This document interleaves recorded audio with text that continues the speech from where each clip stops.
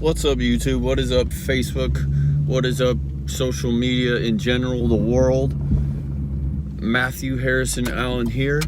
Please check out my YouTube.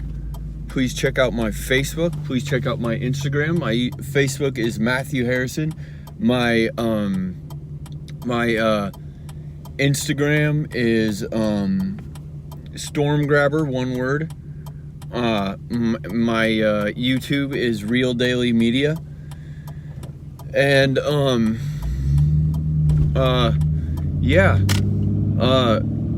please communicate me any ideas if you want to make videos or anything like that of the sort. Please let me know. That would be awesome and fun. So one of my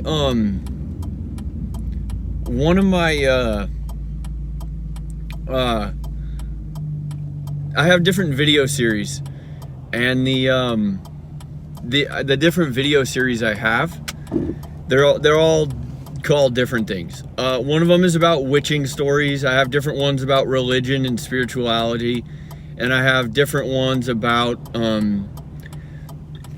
jewelry, all kinds of different stuff.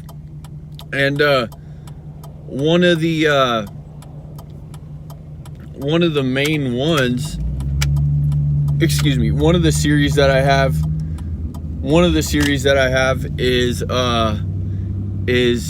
Generally Crazy Stories, and it's just different fun and entertaining stories from everywhere from my childhood to my teenage years to my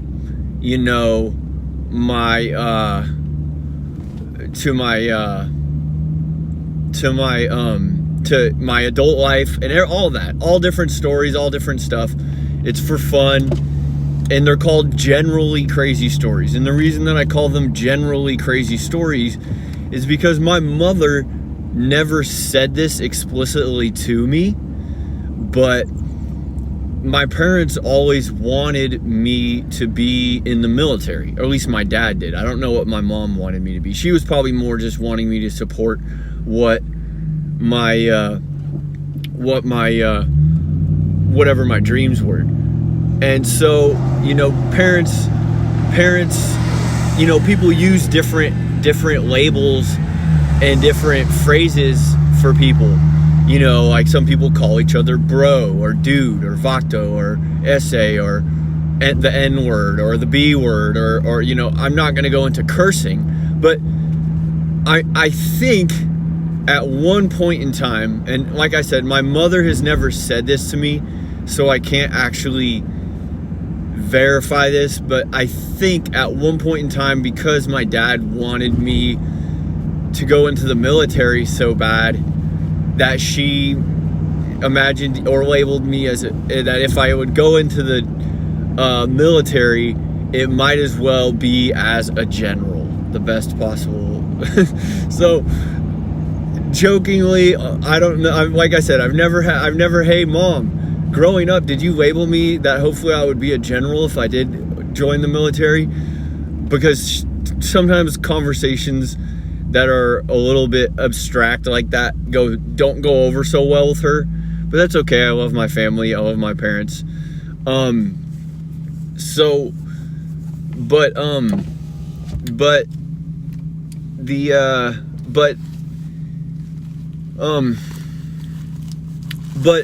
So that's the meaning of the title, Generally Crazy Stories. It's kind of like a ploy on my own life, and it's for fun, and it's humorous.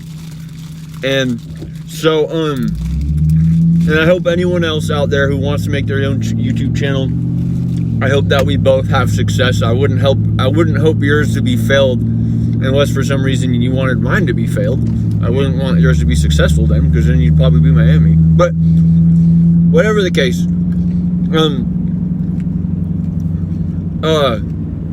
shout out to the Las Vegas dispatcher, whoever they are, sitting changing the traffic lights right now,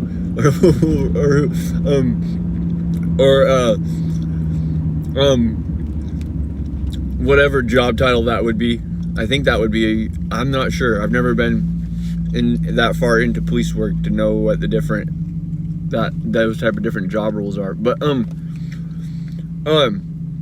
in case anyone wants some good entertainment, though, relating to the police, go check out the movie Assault on Precinct 13. It's one of the very, very entertaining movies if you've ever been growing up in any type of California or Los Angeles, either gang or police culture. So Assault on Precinct 13 is a very entertaining movie. So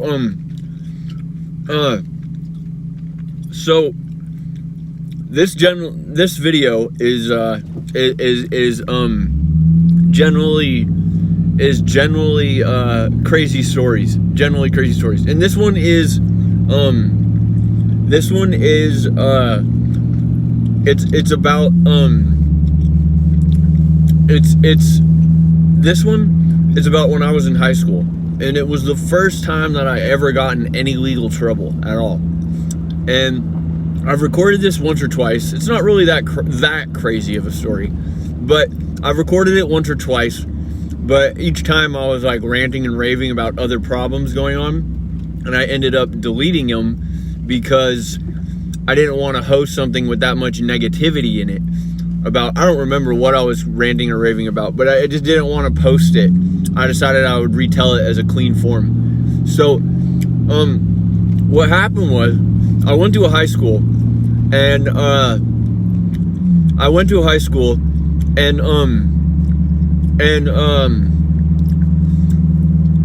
high school where it was a closed campus.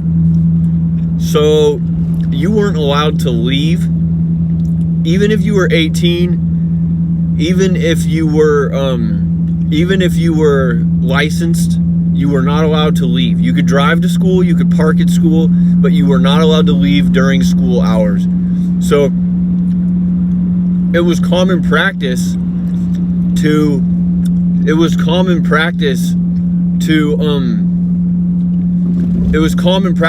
for people to sneak away from school while during, kind of as like a bad, like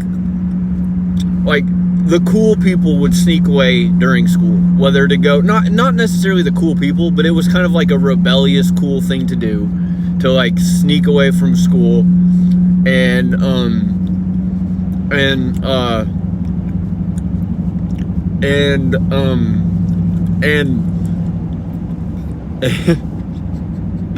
to sneak away from school and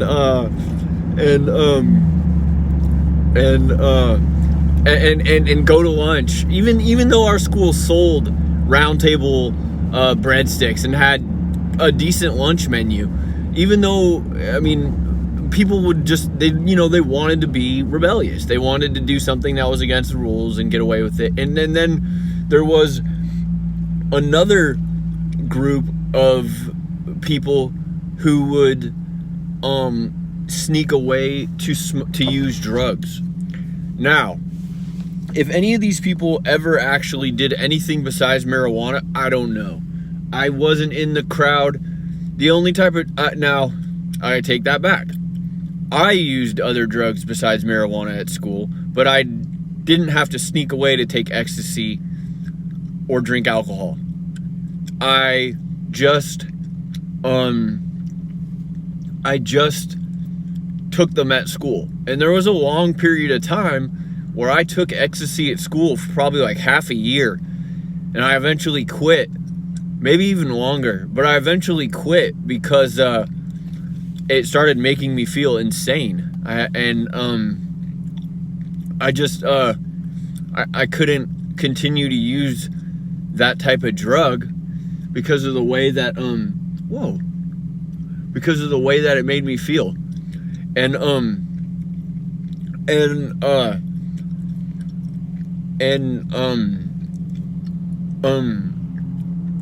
So, but the drug that I did sneak away from school to use was marijuana. And some people, smoked in the bathroom or whatever, and some people would like smoke on campus in their car. But our group didn't get we didn't want to risk, I didn't want to risk getting caught smoking at school, which is the whole point of the video anyways, because it ended up happening. I didn't want to risk the smell. I didn't want to risk the paraphernalia. So what we did was instead of driving away to buy food, which was about 2 miles down the road or 3 miles down the road in any direction, or in two directions of the roads, we would maybe a couple longer than that. It wasn't really walking distance, I'll say that much. If you walk to leave campus during lunch, you better be a fast walker. But to smoke weed. We were not smoking blunts at the time, so we were smoking pipes, glass pipes, bongs, bubblers, etc., etc. And so what we would do is we would go out to our cars. We'd get out. The way you would get caught was when you came back to school, because some people had enough less classes that they could leave during lunch and actually legitimately leave. Because they were done with school for the day, or they didn't have a 6th or 7th period, which would be done for school for the day, or whatever it was,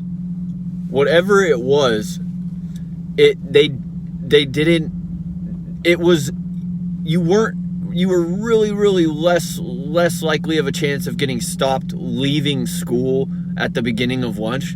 You will get caught coming back. So you try to leave class a couple minutes early, 5 or 10 minutes early. You meet your friends out in the parking lot, and you get lost. You burn out. You don't burn out. You get lost, and you ditch school. You go. You get high. You come back before lunch ends, or before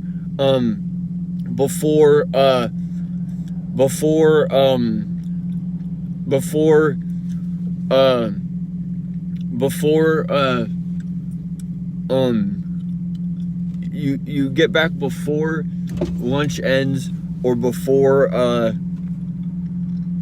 your next class starts, and because there's multiple lunches, and you go to school high for the last 2 periods or whatever, rather than just wait for getting out of school and getting high then. It was really that important to us to get high and to be high and to be stoned or whatever. And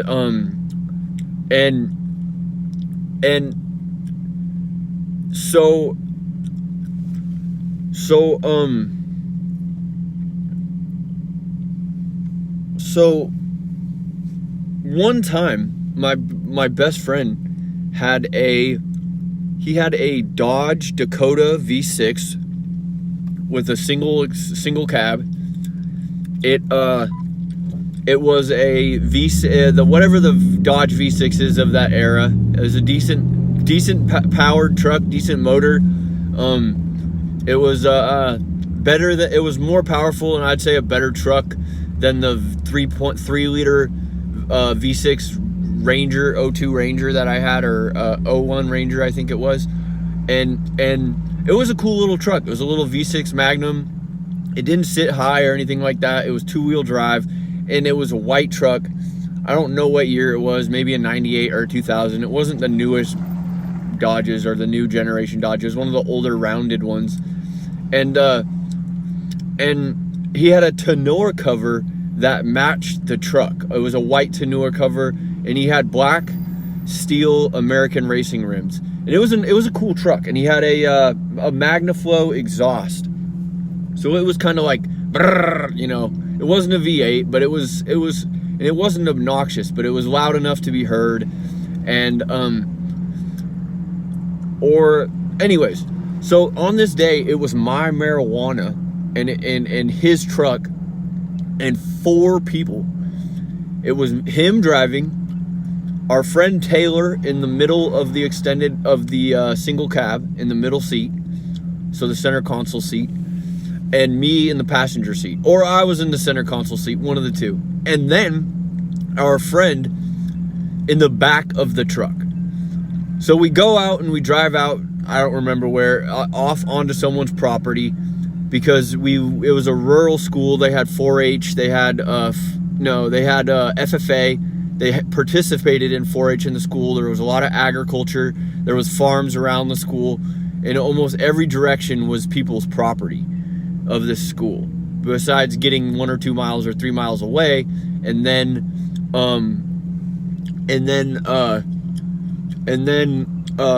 you would get to like gas stations, subways, little places where people would go get food when cutting school. So what happened this day was, we went and we got high and we made it back to school, but we were a little bit late. So when we went to park, we parked on the side of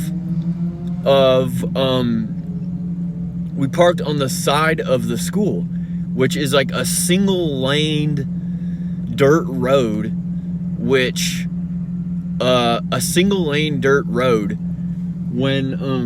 which was right alongside the classrooms. Now the school wasn't like a big one room school with indoor. No, it was all spaced out. It was all different rooms and different classrooms. The lockers were outside with coverings, and they had a lot of like bungalows or whatever they're called, mobile classrooms or whatever, mobile home classrooms. And so when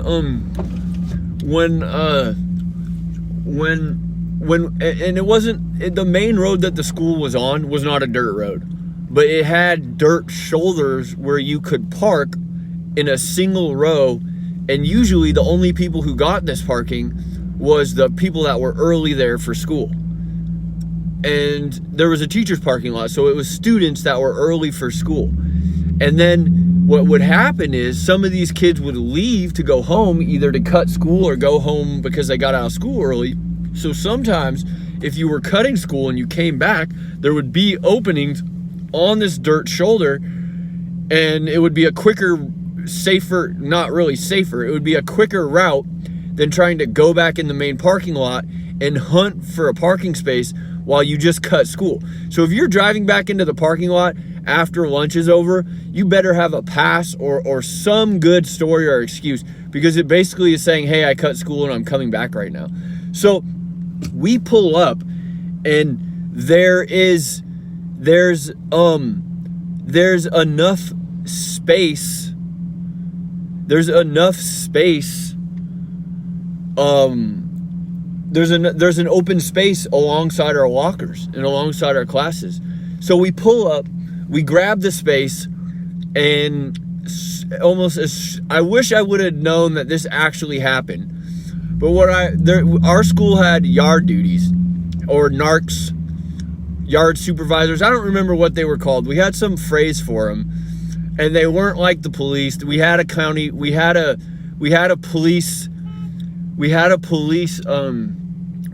school sheriff, and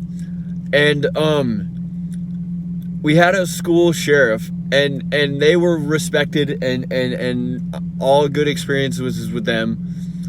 But these guys were like, they were kind of like bad security. They weren't armed in any way, but they were like slightly perverted and weird. And they either walked around the campus on foot and they delivered office notices, or they rode around on bicycles. And there was a couple of them that were pretty cool. They were like older guys who were like baseball coaches, and they didn't take nonsense from anyone, and they would like BS with the sports guys, the jocks, they would BS with the sports crowd. I'm not trying to label anyone negatively, and those guys were cool. But then there was a couple other of them that were like of questionable character. And by saying that, it's like, it makes me really wonder, like, should they have been around children, or like paid to like work around children or whatever. And looking back, like, I know this probably happens in different schools, like throughout like the country, but like, for example, this guy like had a bunch of toys like tied onto his bike, And this is like a grown man who is like, I'm not trying to attack him physically, but like his physique was very awkward. He was really short. He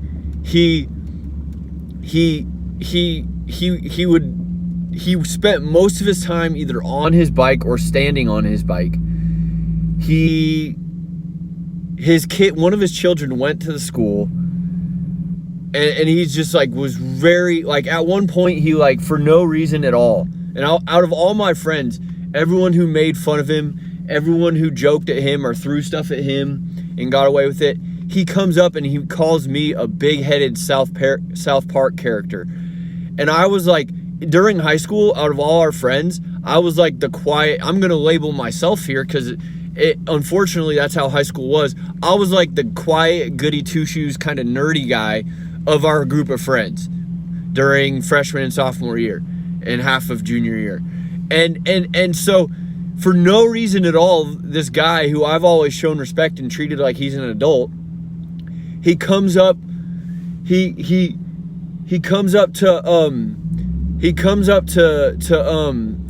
to me, and I'm pretty sure my friends were talking trash about him because my friends were pretty freaking pranksters. They weren't like, you know, insane like killers or anything like that, but they were pretty harsh with their pranks and with their jokes. And out of nowhere he targets me and he goes, "You're like that one teacher on South Park who has a big head." And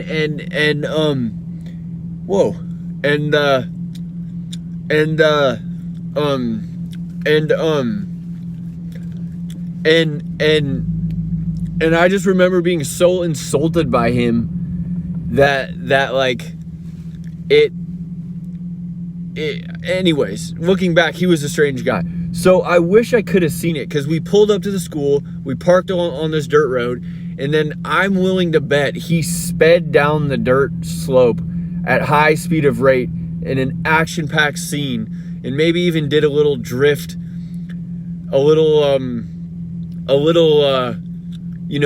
drift on his brakes, on his rear brakes on his bike with his toys and his ornaments, and just pulls up to us and busts us right there.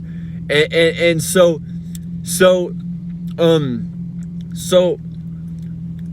as we're getting out of the car, it's obvious that we were smoking weed. We came from smoking weed. We smell like marijuana. We reek like marijuana. We're all bloodshot eyes and acting goofy.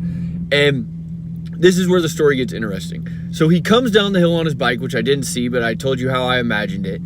And then he snags us all right there, and he says, "You're all coming to the office." Well, our fourth friend, who's in the back of the truck, has not been caught yet.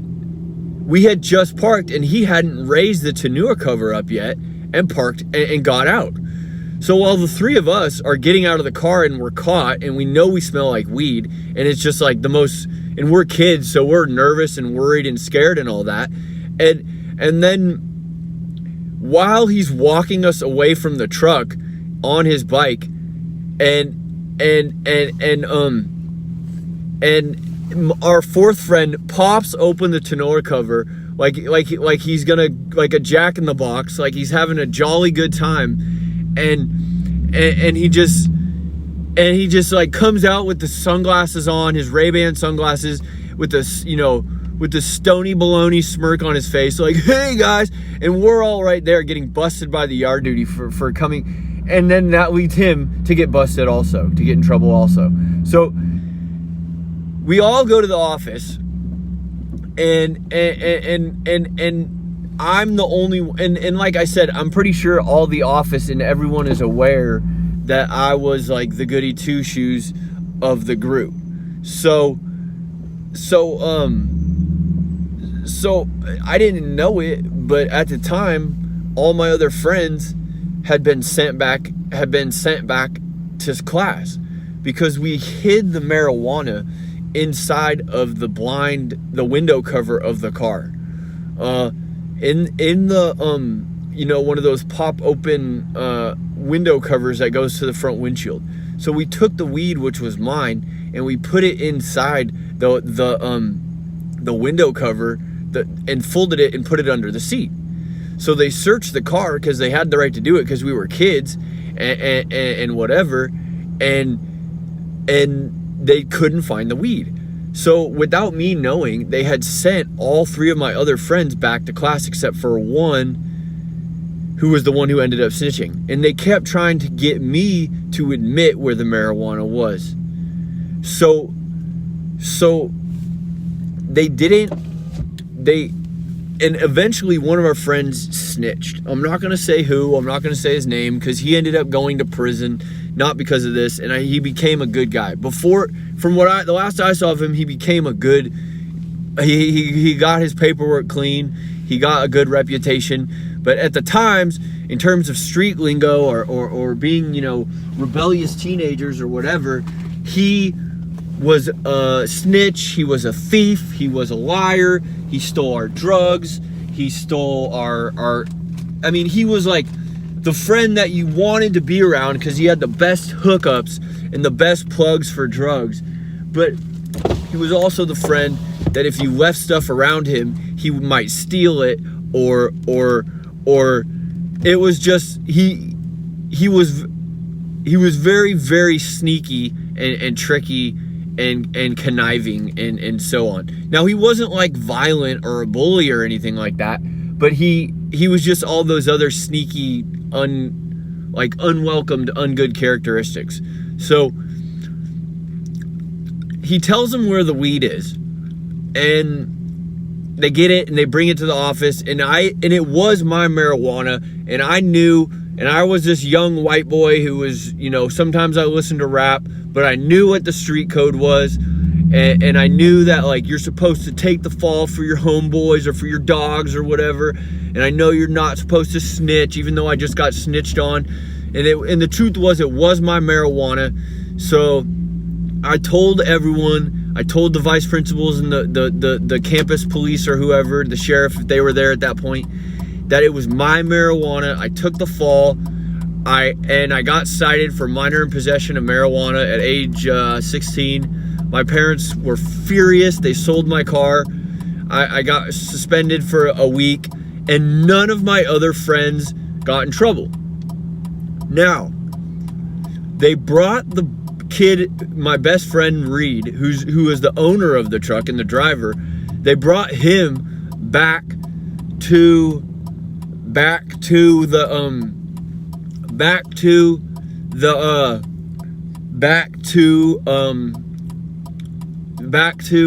the office. Now, my friend Reed, who is going through some type of fit of mental health and mental and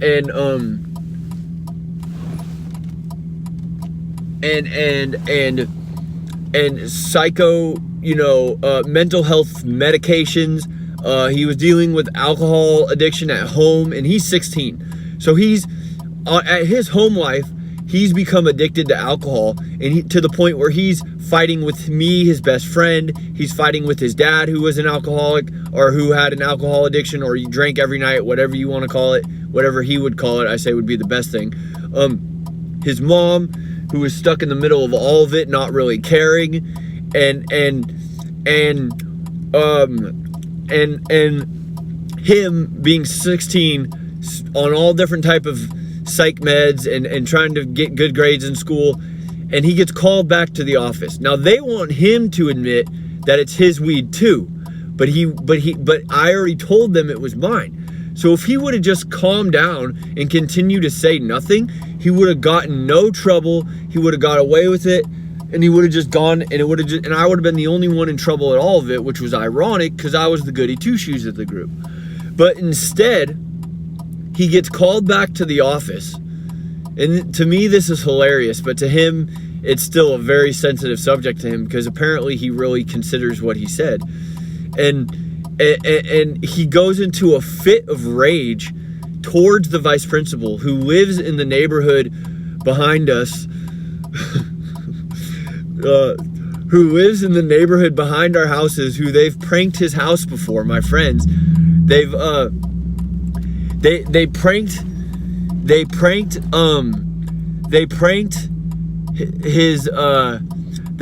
the vice principal's house before, and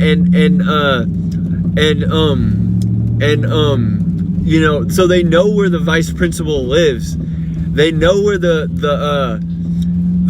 vice principal lives, and he comes into the office, which is like 2 corridors with a bunch of little offices on the side of it, and starts yelling at the vice principal. And the vice principal, who I'm sure now looking back on it provoked him to do this so he could also get my friend in trouble, says or does something to my friend to the point where my friend goes, "I'm gonna come to your house at night and I'm gonna kill you." But he says it like this. He says, "I'm gonna come to your house in the middle of the night and I'm gonna fucking kill you, man." And this is a 16-year-old kid who's saying this to a grown man. But I don't know if the grown man was actually scared. I'm guessing is that the grown man provoked him to say to say something evil so he could get him in trouble and have him kicked out of the school, which ended up happening. So at the end of the day, my best friend would have gotten no trouble and gotten no trouble and got totally scotch-free. But instead, he got cited for terrorist threat, and got expelled and sent to juvie, which to me is hilarious. It was not hilarious at the time because because it was my best friend and I lost my best friend at school. But to me, it was hilarious because he would have gotten away with nothing, absolutely nothing. He would have got completely away with it and no trouble at all. And then instead he becomes expelled and cited and goes to juvenile hall and does 30 days, 10 days, 15 days, whatever it was. And to this day, if I bring it up to him,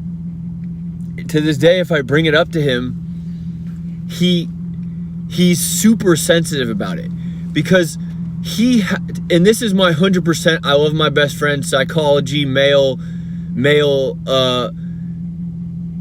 from being someone who believes in equality and who believes that there's answers and solutions to problems besides violence, and I don't support, you know, that type of lifestyle really. Well, I'll end it right there, but I've been through more violence than him. So he still doesn't really confident in what has happened to him violently in his life. So in layman's terms, basically, he feels more of a victim still than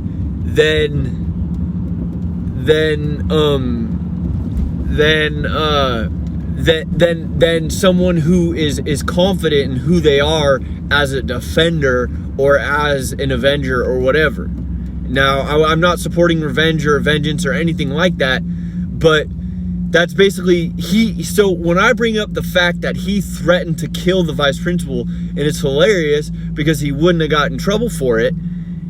If he would have gotten in trouble for nothing if it wasn't for that, he's still very offended by that because he feels that I'm insulting his manhood or insulting the fact that he made a death threat rather than him getting in trouble.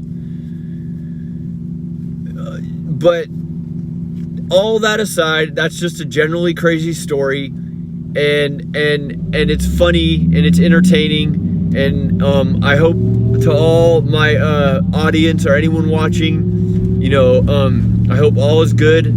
Please leave any comments or any questions, anything of the sort, messages. Again, my Instagram is stormgrabber, one word. my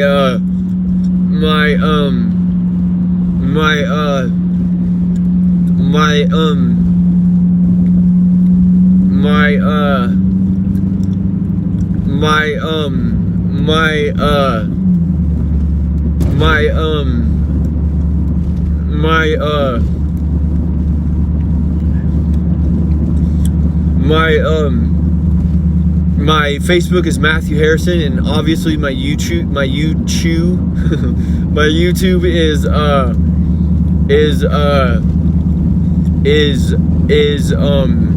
Real Daily Media. So talk to you later. See you later. Goodbye. Farewell.